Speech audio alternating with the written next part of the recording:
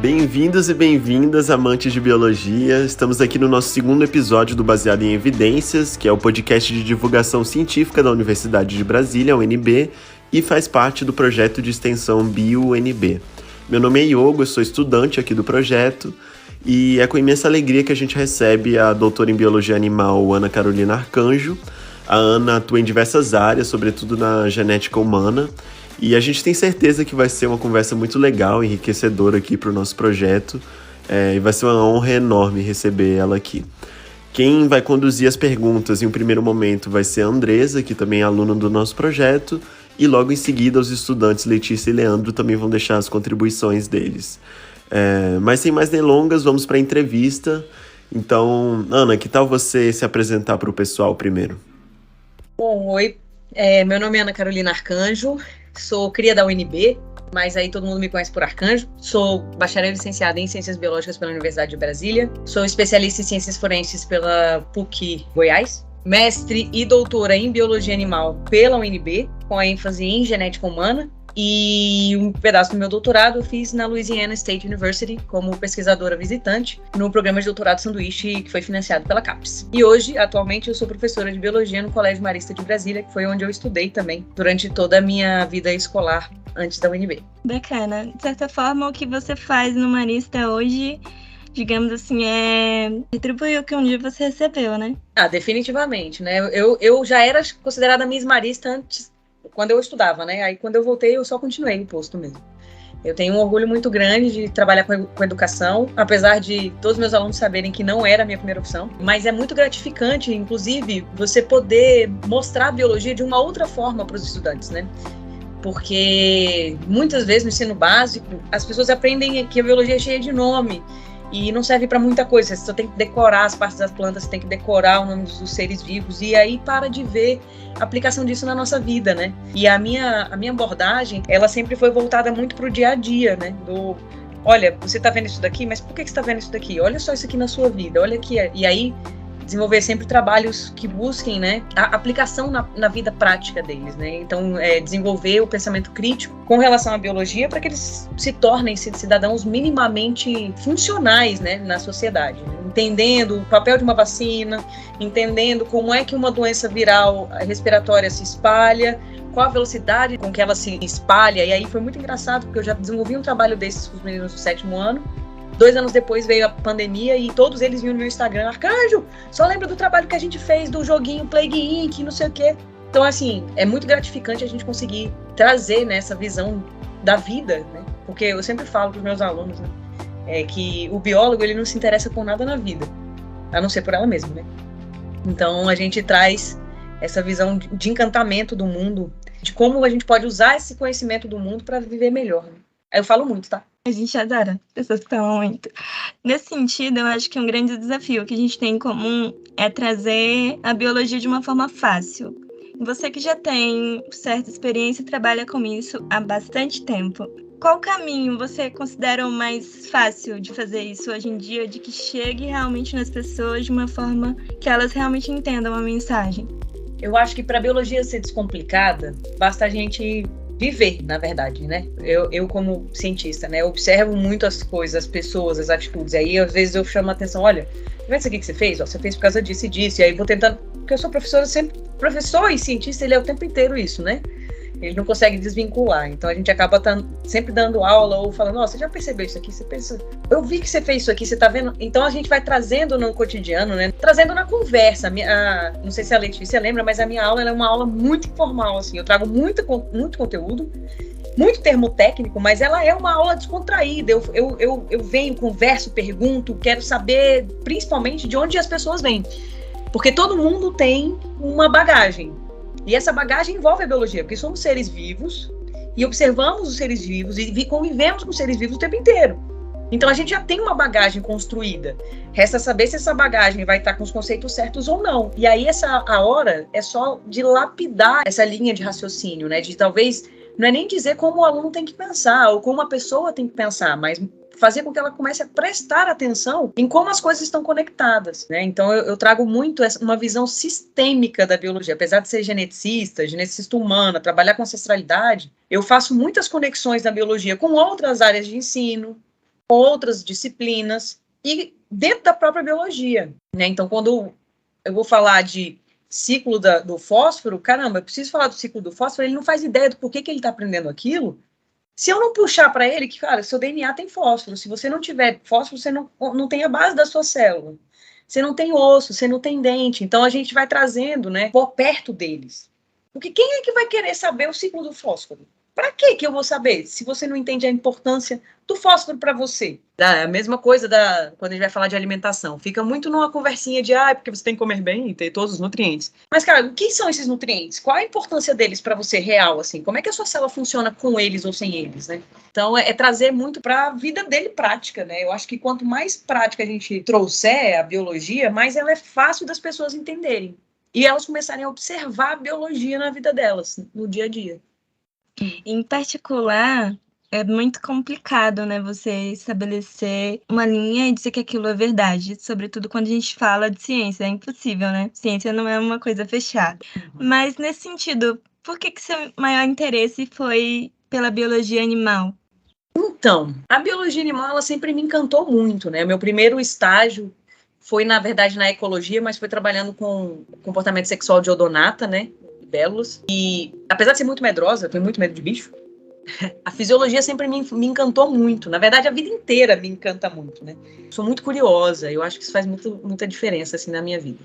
E aí, o que aconteceu foi que eu entrei na biologia para trabalhar com genética. Eu queria trabalhar com biologia do desenvolvimento, na verdade, né? O curso, na minha época, tinha uma estrutura que não me possibilitou contato com a genética até o 5º semestre. Então, eu saí passeando por todas as outras áreas. Eu fui trabalhar no herbário, eu trabalhei com libélulas, eu trabalhei depois com fungos. E aí, só lá na frente que eu fui para genética e evolução. E aí foi quando eu realmente vi que era o que eu queria fazer mesmo. Eu sou mestre e doutora em biologia animal porque a genética, né, a minha orientadora especial, Silviane Oliveira, ela estava só na Bioane, né? Meu foco maior sempre foi realmente a ancestralidade e uma parte da biologia que pouco se trabalha, né, no Brasil, que é a antropologia biológica, que é o forte do laboratório da Silviane, né? A gente, na verdade, é meio das humanas, meio das biológicas.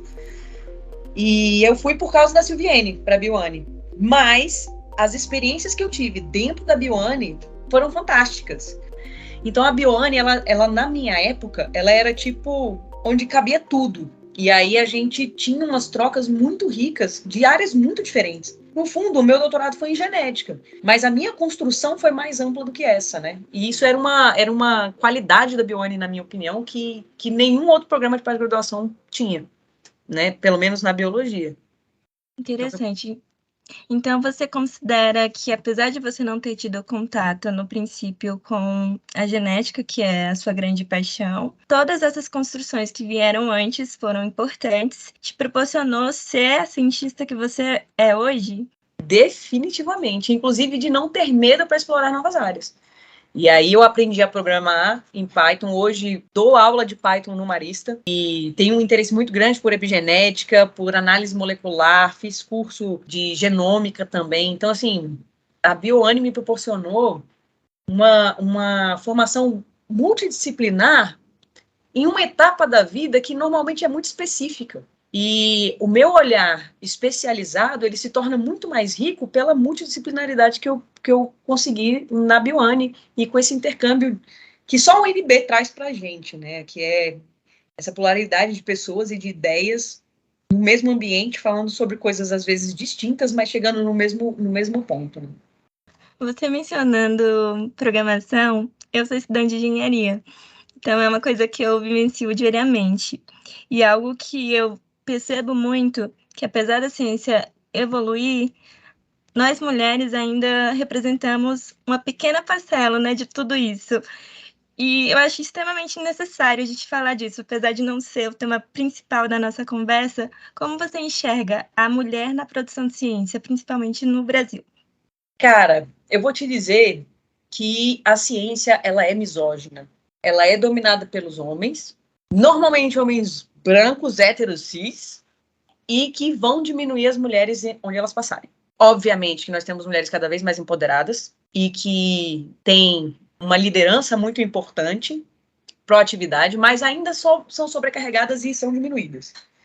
E aí, aqui no Brasil, eu vou confessar que eu sinto menos isso do que nos Estados Unidos. Quando eu fui para os Estados Unidos, eu fui para o laboratório do Mark Batzer, né, que é o papa das inserções halo, e lá ele era o PI, né, o Principal Investigator, e tinha uma doutora, uma médica e doutora genética humana chamada Miriam Kunkel. E ela, muito cabulosa, virou professora adjunta lá da universidade e tinha acabado de ter um neném. E a bicha, velho, tava sempre no laboratório fazendo pesquisa e tudo mais, mas aí o neném dela ficou doente. E aí eu lembro do Batzer, cara, fazendo pouco caso. Tipo, a Miriam devia estar aqui, mas sabe como é que é difícil, né? A mulher tem que cuidar das crianças. E toda vez que tinha uma conversa importante no laboratório, ele não dava ouvido ao que ela dizia ou achava que ela não tinha muita razão. E era muito curioso, porque toda sexta-feira ele chamava o pessoal do laboratório para almoçar lá perto. Os 2 meninos e ele. Então, eu, a Jasmine, que era outra doutoranda, e a Miriam, e a técnica de laboratório, que era a Geraldine, ele não chamava, né? Então, era o momento dos meninos de falar de futebol e de ciência. Porque, no fim das contas, quando ele arrumava, né, ele falava dos artigos com esses caras na hora do almoço sexta-feira. Então rolava uma segregação muito nítida, né, entre o clube do Bolinha e as meninas que estão ali só para fazer mesmo o trabalho do laboratório. Eu venho de um laboratório de mulheres. O laboratório de genética humana, que é tocado pela Silviane, pela Nazaré, pela Aline Pick Taylor, né, e às vezes pela Zulmira, mas a Zulmira acho que aposentou agora, a Juliana também, né, é um laboratório de mulheres. Raramente a gente tem estagiário ou doutorando ou mestrando homens lá. Então, eu demorei a sentir essa segregação e essa misoginia porque eu vinha de um laboratório de mulheres muito poderosas. E a Silviane é extremamente desenrolada, ela fala com qualquer pessoa, ela consegue contato onde você quiser, porque ela aprendeu na marra que se ela não fosse atrás, ninguém ia chamar ela. E aí ela incentiva a gente a fazer a mesma coisa. Então, ela é uma pesquisadora que tem um monte de contato, um monte de parceria, um monte de projeto rolando. Eu não tô na UNB mais, e mesmo assim, tô num projeto de pesquisa com ela, ela já me propôs outro pra gente botar a ciência na mão das mulheres. A gente tem aí boa parte das mulheres na universidade, e elas não seguem a carreira acadêmica muitas vezes. Quando seguem, elas seguem e interrompem essa carreira normalmente quando se casam, quando têm filhos, porque ainda é o esperado, né, de uma mulher. E isso é muito duro. No século XXI, né, em 2022, a gente ainda ter esse tipo de resposta, né, da comunidade científica. Então, você vai ver que a maior parte dos projetos que são aprovados, a maior parte dos financiamentos vai para laboratórios cujos principais investigadores são homens. Realmente muito triste a gente ser colocada numa caixinha, sendo que nós temos infinitas possibilidades. E nesse sentido, como tem você e Letícia aqui de mulher, eu gostaria que a Letícia fizesse uma contribuição nesse momento. Por favor, Letícia. Como você se sente dentro de um laboratório, tendo agora, né, trabalhando com grandes cabeças, né, grandes pessoas e pesquisadores, e, na verdade, você saindo da UNB, mas a UNB não saindo de você? Cara, a UNB não sai mesmo. Realmente, assim, é o meu plano voltar para ela. O meu dream job, assim, é voltar como professora e pesquisadora da UNB. E é fantástico a gente vê como a UNB, ela prepara a gente, né? Ainda que de uma forma meio passiva, assim, né? Assim, sem você se tocar que isso está acontecendo. Quando eu estava lá no laboratório do Batzer, cara, eu resolvi um monte de pepino que eles não sabiam nem como começar a resolver, porque eles não tiveram a vivência da UNB, dessa pluralidade de pensamento, dessa troca de experiências, deu errado, então vamos ver o que deu errado, vamos tentar resolver. Muitas vezes por faltar financiamento, por a gente ter que dar um jeito aqui, um jeito ali, a gente tem soluções criativas, e essas soluções, elas muitas vezes resolvem problemas que ninguém no primeiro mundo conseguiria resolver, né? Às vezes uma coisa besta, assim. Eu lembro que eu salvei o doutorado da Jasmine, lá em Baton Rouge, porque ela Foi fazer umas PCRs que ela tinha que amplificar um halo lá, não sei o que, foi correr o gel, nada. Ela fez a PCR de novo, foi correr o gel, nada. Porque eu olhei e falei, Jasmine, o que tá acontecendo? Ela, não sei. Eu acho que o meu primer veio com defeito. Falei, por que defeito? Porque eu faço a PCR e corro o gel, não dá nada. Eu falei, peraí, deixa eu olhar seu gel. E aí eu fui analisar o rastro do gel dela. Aí eu falei, olha, Jasmine, da minha experiência, isso aqui tá faltando magnésio, a gente pode aumentar a concentração de magnésio, a gente precisa resolver isso e talvez tirar um pouquinho da polimerase. E ela ficou olhando pra minha cara, do tipo assim, como é que você sabe disso? Eu falei, vamos testar? E aí a gente testou, e aí as PCRs dela começaram a funcionar. E ela falou, como é que você conseguiu ver de um gel que as minhas proporções da receita que vieram da TAC estão erradas? Eu falei, Jasmine, eu já fiz muita PCR na minha vida. E eu já tive que analisar muito rastro com a minha orientadora para descobrir qual que era o problema. E a gente ia testando uma coisa de cada, e aí eles ficam com uma cara específica. Você bate o olho e fala, faltou magnésio. Mas isso por quê? Porque eu tive trocas que me proporcionaram esse tipo de coisa. Ela mostrava pro Batson, e o Batson falava, isso aí não tá funcionando, mas não dizia por quê. Então, na UNB, a gente é formado como um todo. Você é um cientista completo. Você é pesquisador, você é professor, porque também, quando a gente está na pós-graduação, a gente tem que fazer os estágios, né, de estágio em docência no ensino superior. E a gente acaba também trabalhando muito com a comunidade. Porque, cara, tem o Semabio, tem PET, tem as empresas júniores, que são uma forma da gente contribuir também para a sociedade. Porque uma coisa que eu sempre critiquei muito é essa visão do cientista enclausurado dentro da masmorra do conhecimento do laboratório dele, sem conseguir falar com a população. Porque é aí que a gente cria esse abismo entre ciência e vida. Você mencionou a experiência de empresa júnior, Semibio, PET, mas o quanto você considera isso importante para quem está na graduação agora? Cara, eu vou te falar uma frase que foi a primeira frase que eu ouvi na UNB quando eu entrei. Teve uma reunião do IB, né? E a diretora do IB na época era a Renata. Enfim, ela morreu de câncer no cérebro há uns anos. E aí ela falou assim, pessoal, vocês estão entrando num lugar que é um mundo. Não passem pela universidade, né? Não deixem a universidade passar por vocês. Vivam isso daqui. E isso ficou na minha cabeça muito claro, assim. E eu fui uma pessoa que viveu bastante a UNB. E eu vivi dentro da UNB, assim, então...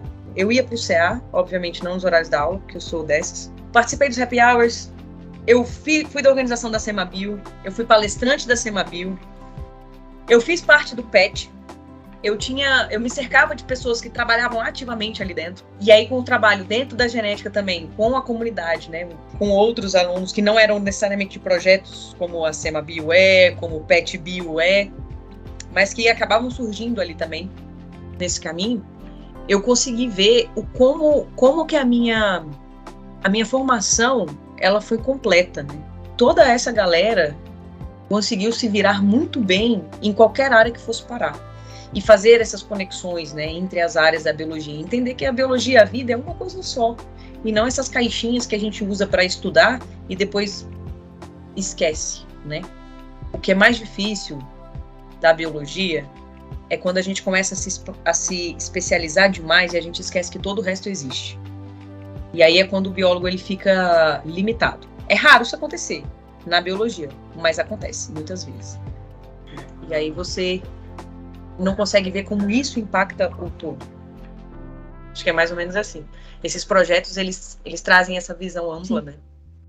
Pegando o gancho do que você falou, como você vê a genética, o estudo das variabilidades genéticas, o que ela revela, assim, aplicado de forma prática, né? O público leigo aí que não vive biologia, não sabe muito de biologia, como é que isso chega e impacta a vida da população em geral? Cara, a gente tem ouvido falar um monte, né? Principalmente por causa da pandemia. A gente está ouvindo falar, né, a variante do vírus, essa nova mutação que surgiu e não sei o quê. E aí tem os trabalhos também com relação à medicina, né, e aí o meu doutorado, ele vem nesse sentido, né, da susceptibilidade genética a doenças infecciosas, que ninguém trabalhava isso antes, né. A genética, ela era antes restrita, a genética clínica, a coisas que tinham a habilidade máxima. Ou seja, tudo que é explicado 100% pelos genes.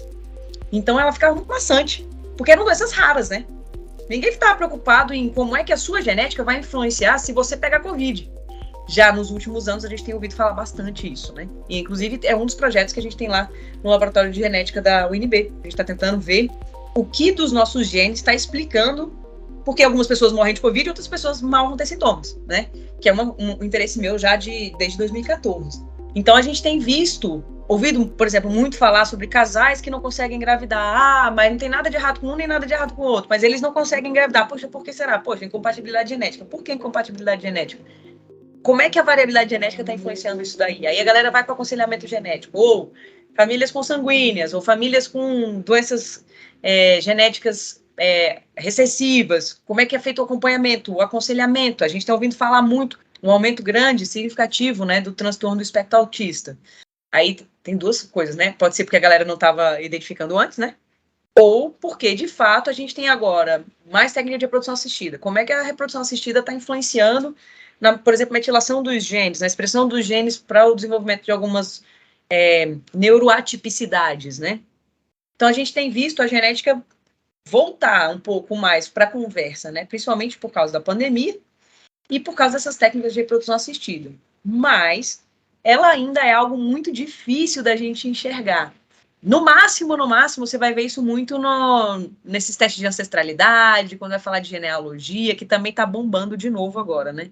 E também para a gente desmistificar muita coisa, né? Principalmente com relação à composição genética da população brasileira, assim. Para a gente mostrar, cara, a gente é igual. A gente, na verdade, é mais diferente dentro do Brasil do que se a gente for comparar África com Europa, se for comparar África com América, se for comparar a Europa com América, ou América com Ásia, sabe? A variabilidade é muito maior dentro das populações, de mesma nacionalidade, de mesmo círculo social, e é muito maior aqui dentro do que entre esses grupos que são fenotipicamente muito distintos, muitas vezes, né? Mas até pela questão das cotas, pela questão da reparação histórica que a gente tem, sim, que fazer para as pessoas que são negras, para as minorias em geral todas, né? E trazer a genética como um aliado, né? Não como um determinante, mas como um aliado nesse processo todo. Bom, pessoal, é isso. Chegamos ao fim da primeira parte do nosso segundo episódio e a gente espera que vocês tenham aproveitado bastante. Se vocês gostaram da entrevista, fiquem ligados porque a gente vai lançar a segunda parte e vocês vão poder escutar todo o resto desse papo que está sendo muito legal. Se vocês gostaram, sigam a gente no Instagram e no Facebook, no @biounb, e no Twitter, no @biologiaunb. E deixem também sugestões de temas para a gente conversar aqui nos próximos episódios. Até o próximo e valeu!